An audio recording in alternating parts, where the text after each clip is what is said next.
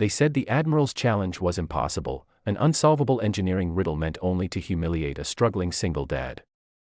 He was mocked, dismissed, laughed out of the Navy research hall.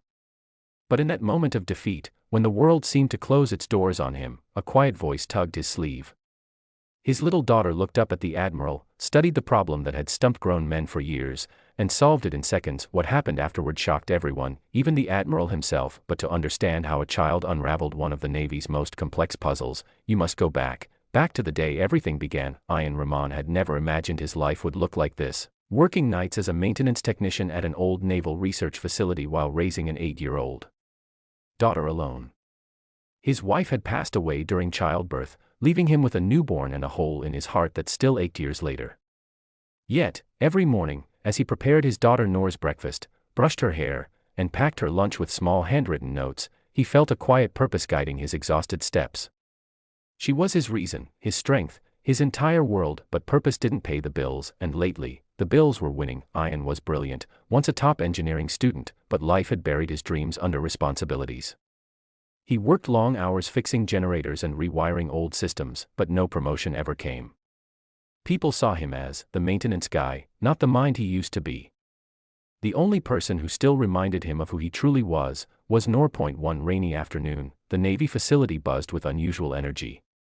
A high-ranking admiral, Admiral Knox, was arriving to review progress on a classified problem the engineers had been trying to solve for years. Something about a new secure communications algorithm that no one could get working under stress conditions. It was rumored that whoever solved it would revolutionize naval tech. Ayan didn't care for the rumors, until fate dragged him into them. He was repairing a faulty panel near the research wing when the Admiral walked by, surrounded by officers and top scientists. Ayan kept his head down, tools clinking softly, hoping not to attract attention. But then a power surge flickered the entire hallway, alarms beeped. Systems reset. The Admiral spun around. Who's responsible for this mess? He demanded. A young engineer pointed nervously. Sir, that's just the maintenance tech. Ayan swallowed hard. Sir, I can fix the panel. It'll only take fix. Admiral Knox smirked. Son, you fix wires. Not systems built for minds far above your pay grade. The crowd laughed. Ayan felt heat crawl up his neck, but he stayed silent. For Noor's sake, he always swallowed his pride. But then the Admiral stepped closer, holding a tablet displaying the unsolved algorithm. Tell you what, he said, voice sharp with mockery. If you can fix this impossible mess, I'll give you $100 million. Tax-free. Laughter echoed. No one believed it was serious, because the challenge wasn't real. It was an insult disguised as a joke. Ayan's lips parted, but words didn't come. He stared at the screen, and for a moment, his engineer's mind recognized something: patterns, loops, errors, logic traps. His fingers tingled with old instincts. He wanted to try. But humiliation weighed heavier. The Admiral shook his head and turned away. Exactly. Stick to mops and wires. That night, after Noor's bedtime story, she saw her father sitting alone at the kitchen table, head low, shoulders heavy. She climbed onto his lap silently. Baba, she whispered, who made you sad? He hesitated. Someone said I wasn't good enough. Her small fingers touched his cheek. But I know you are. And in that tiny kitchen of a tiny apartment, something inside him broke, then reformed just a little stronger. The next day was Family Observation Day, where workers could bring their children for a short tour of the facility. Ayan had no intention of going near the research wing again, but Noor tugged him insistently. I want to see where you make things better, she said proudly. He couldn't say no. As they walked through the halls, several engineers whispered, remembering yesterday's scene. Ayan kept his eyes on the floor, until he heard a familiar mocking voice. Well. If it isn't the $100 million genius. Admiral Knox stood with his group again, smirking. Noor tilted her head. Baba, is this the man who was rude? Ayan gently shushed her, embarrassed. The Admiral raised an amused brow. Cute kid. Tell you what, why don't you show her the problem your father couldn't even attempt yesterday? One of the engineers reluctantly handed Noor the heavy tablet. Ayan exhaled sharply. Noor, give it back. It's not a toy.